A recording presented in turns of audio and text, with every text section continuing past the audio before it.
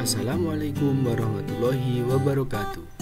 Halo Sobat Belajar, jumpa lagi dengan saya Langgeng Widoyo, calon guru penggerak dari Kabupaten Ponorogo.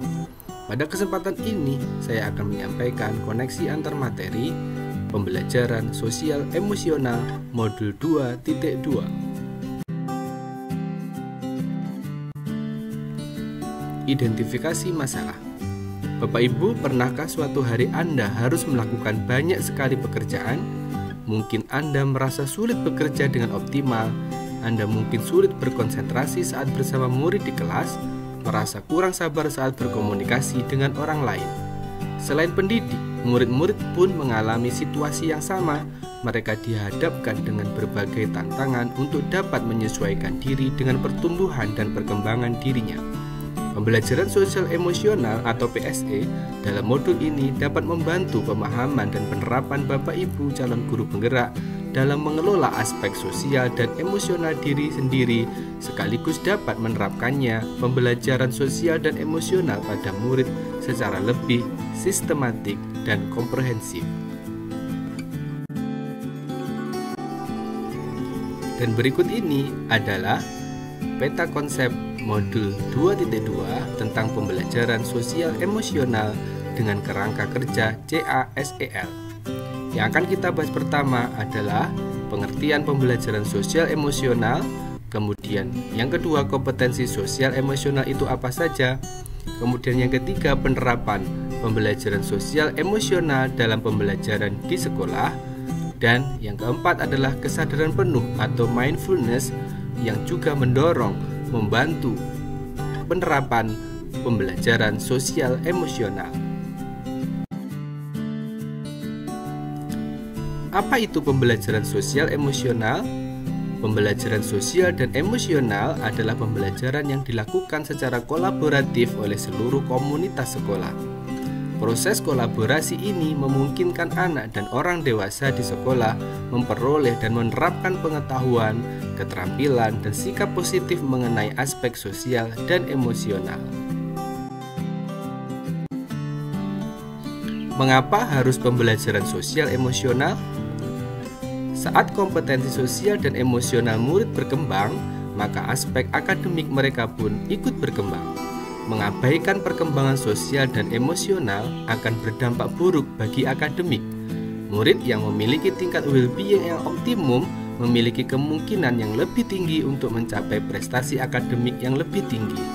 Kesehatan fisik dan mental yang lebih baik, memiliki ketangguhan atau daya lenting atau resiliensi dalam menghadapi stres dan terlibat dalam perilaku sosial yang lebih bertanggung jawab. Maka, pembelajaran sosial dan emosional sangat penting harus diimplementasikan dengan sengaja. Tujuan dari pembelajaran sosial emosional adalah yang pertama, memberikan pemahaman, penghayatan, dan kemampuan untuk mengelola emosi atau kesadaran diri. Kedua, menetapkan dan mencapai tujuan positif atau pengelolaan diri. Kemudian yang ketiga, merasakan dan menunjukkan empati kepada orang lain atau kesadaran sosial. Kemudian yang keempat, membangun dan mempertahankan hubungan yang positif atau keterampilan membangun relasi. Dan yang kelima adalah membuat keputusan yang bertanggung jawab atau pengambilan keputusan yang bertanggung jawab.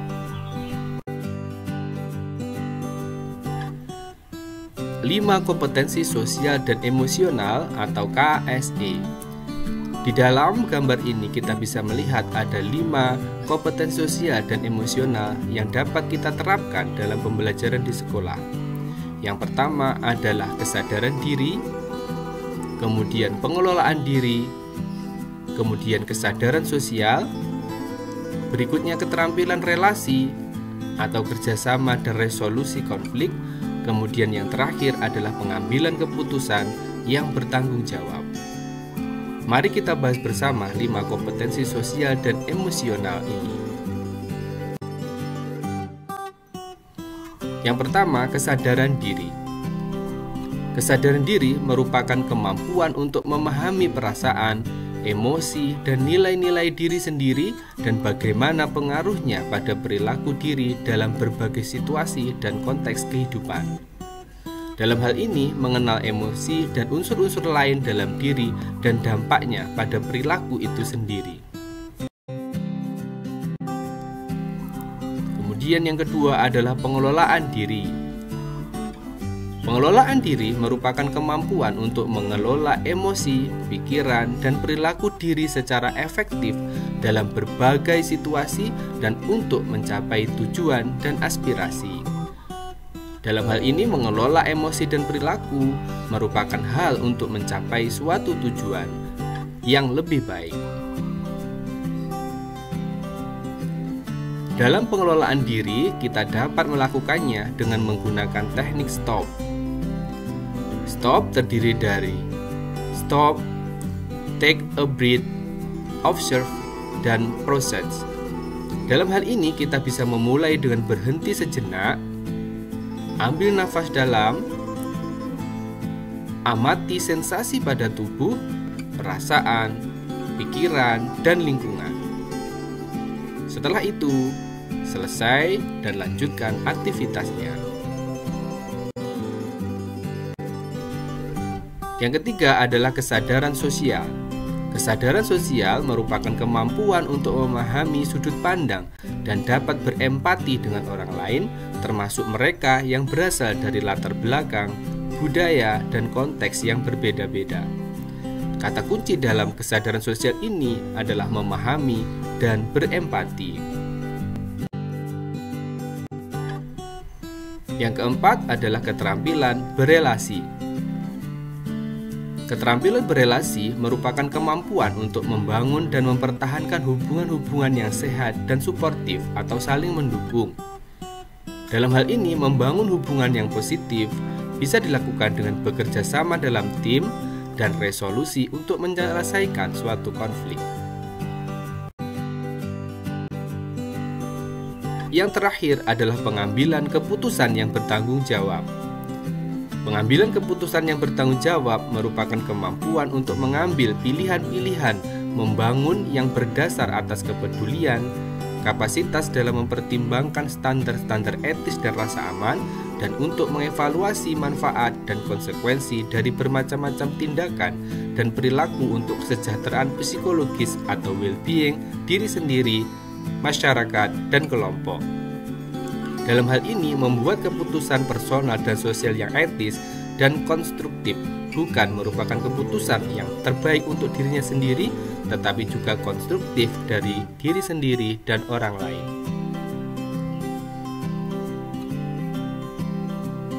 Pengambilan keputusan yang bertanggung jawab ini dapat juga dilakukan dengan teknik POOCH. Yang pertama, problem, option atau alternatif solusi, kemudian outcomes atau konsekuensi, dan choice atau pilihan. Penjelasannya adalah, yang pertama, problem adalah evaluasi masalah, yaitu kita bisa melihat antara harapan dengan realita yang terjadi. Setelah masalah telah terevaluasi, maka kita bisa menemukan alternatif solusi. Kemudian berikutnya konsekuensi, baik itu konsekuensi negatif maupun positif, baik bagi diri sendiri maupun orang lain. Nah, setelah itu pilihan, memilih dan siap menghadapi konsekuensi dan bertanggung jawab atas semua alternatif solusi untuk menyelesaikan masalah tersebut. Sehingga diharapkan keputusan yang diambil merupakan keputusan yang bertanggung jawab. Implementasi pembelajaran sosial dan emosional dapat dilakukan dengan 4 cara. Yang pertama, mengajarkan 5 keterampilan sosial emosional atau KSE yang telah disebutkan secara spesifik dan eksplisit. Yang kedua, mengintegrasikan kompetensi sosial emosional ke dalam praktik mengajar guru dan gaya interaksi guru dengan murid. Yang ketiga, mempengaruhi pola pikir murid tentang persepsi diri, orang lain, dan lingkungan. Yang terakhir, mengubah kebijakan dan ekspektasi sekolah terhadap murid. Contoh implementasi pembelajaran sosial emosional. Yang pertama, dapat dilakukan secara rutin. Misalnya adalah kegiatan yang dilakukan di luar waktu belajar akademik yang dilakukan secara rutin. Misalnya perayaan hari besar, senam, Jumat bersih, dan lain-lain. Kemudian, implementasi yang terintegrasi dalam pembelajaran merupakan sebagai strategi dalam pembelajaran atau diintegrasikan dalam kurikulum. Misalnya, diskusi, kooperatif, dongeng, pemutaran film pada saat pembelajaran, dan lain-lain. Kemudian yang ketiga adalah secara protokol atau menjadi budaya atau aturan sekolah yang sudah disepakati bersama sebagai suatu kebijakan sekolah. Misalnya, dialog untuk menyelesaikan konflik, restitusi, dan lain-lain. Integrasi kompetensi sosial emosional atau KSE dalam pembelajaran dapat dilakukan di awal pembelajaran. Contohnya adalah 1. Guru memberikan kesempatan pada murid untuk berpendapat tentang perasaan, emosi, dan lain sebagainya di awal pembelajaran. Kemudian yang kedua, murid diajak untuk mendengarkan aktif, misalnya guru mendongeng sebelum pelajaran dimulai. Dan yang ketiga, memungkinkan interaksi. Yang kedua, dapat dilakukan pada saat kegiatan inti. Contohnya, diskusi akademik, setting kelas pembelajaran kooperatif atau berkelompok, berdasarkan minat atau berdasarkan kemampuan. Kemudian yang ketiga, project based learning atau pembelajaran berbasis proyek. Kemudian yang keempat adalah refleksi diri dan penilaian diri. Integrasi kompetensi sosial emosional juga dapat dilakukan ketika menutup pembelajaran. Yang bisa dilakukan contohnya yang pertama adalah refleksi, menanyakan tentang perasaan ketika mengalami pembelajaran. Kemudian yang kedua, apresiasi, pemberian apresiasi kepada murid. Dan yang ketiga adalah cara-cara positif untuk memperkuat pembelajaran. Kesadaran penuh atau mindfulness sebagai dasar pengembangan 5 kompetensi sosial emosional. Apa itu mindfulness atau kesadaran penuh? Kesadaran penuh merupakan kesadaran yang muncul ketika seseorang memberikan perhatian secara sengaja pada saat kondisi dilandasi rasa ingin tahu dan welas asih. Secara saintifik, latihan berkesadaran penuh yang konsisten dapat memperkuat hubungan sel-sel saraf atau neuron otak yang berhubungan dengan fokus, konsentrasi, dan kesadaran. Mindfulness dapat dilatih dan ditumbuhkan melalui berbagai kegiatan sehari-hari maupun dalam pembelajaran yang dilakukan secara mindful atau ada koneksi antara dengan tubuh atau indera, perasaan, pikiran, dan lingkungan.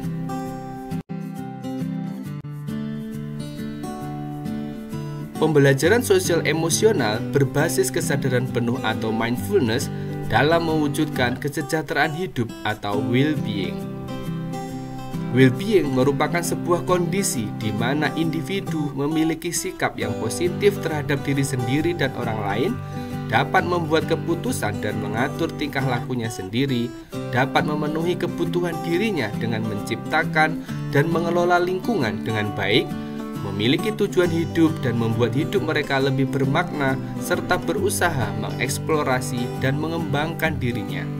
Menurut Hawkins pada tahun 2017, latihan berkesadaran penuh dapat membangun keterhubungan diri sendiri dengan berbagai kompetensi emosi dan sosial dalam kehidupan sehari-hari. Pembelajaran sosial emosional berbasis kesadaran penuh ini menjadi semakin relevan untuk dapat mewujudkan well-being, khususnya melatih daya lenting atau resiliensi guru, murid, dan komunitas sekolah lainnya. Sekarang, bagaimana keterkaitan antara materi pembelajaran sosial dan emosional berbasis kesadaran penuh dengan pembelajaran berdiferensiasi? Pembelajaran berpihak pada anak merupakan hal yang harus diwujudkan ketika kita belajar pada filosofi pendidikan Ki Hajar Dewantara. Pembelajaran yang berpihak pada anak ini salah satunya dapat dilakukan dengan melakukan pembelajaran berdiferensiasi.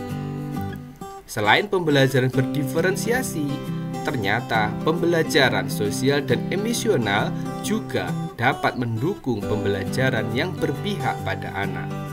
Dengan pembelajaran berdiferensiasi dan pembelajaran sosial dan emosional akan menumbuhkan, membangun, dan menciptakan well-being ekosistem sekolah. Keterkaitan antara materi pembelajaran sosial dan emosional dengan pembelajaran berdiferensiasi adalah sebagai berikut. Ki Hajar Dewantara mengatakan bahwa pendidikan merupakan daya dan upaya untuk memajukan bertumbuhnya budi pekerti atau kekuatan batin dan karakter, kemudian pikiran atau intelektual, dan tubuh anak atau jasmani agar dapat memajukan kesempurnaan hidup. Maka sekolah harus melakukan pembelajaran yang seyogyanya selalu berpihak pada anak. Selaras dengan pemikiran Bapak Ki Hajar Dewantara, pembelajaran sosial dan emosional berbasis kesadaran penuh adalah upaya untuk menciptakan ekosistem sekolah yang mendorong bertumbuhnya budi pekerti selain aspek intelektual tersebut. Lewat pembelajaran sosial dan emosional, murid diajak untuk menyadari, melihat, mendengarkan, merasakan, mengalami berbagai pengalaman belajar yang dapat mengembangkan pengetahuan, keterampilan, dan sikap positif mengenai aspek sosial dan emosional. Pembelajaran sosial dan emosional juga sangat relevan dengan pembelajaran berdiferensiasi yang mengakomodir semua kebutuhan siswa. Dengan pembelajaran sosial emosional dan pembelajaran berdiferensiasi akan menumbuhkan semangat belajar siswa dalam merdeka belajarnya sehingga dapat menciptakan well-being ekosistem sekolah yang nyaman, dinamis, afeksi, dan kondusif untuk proses belajarnya. Demikian yang dapat disampaikan, semoga bermanfaat bagi kita semuanya. Terima kasih, salam guru penggerak. Mari kita bergerak, berkarya, dan bermakna untuk pendidikan Indonesia. Wassalamualaikum warahmatullahi wabarakatuh.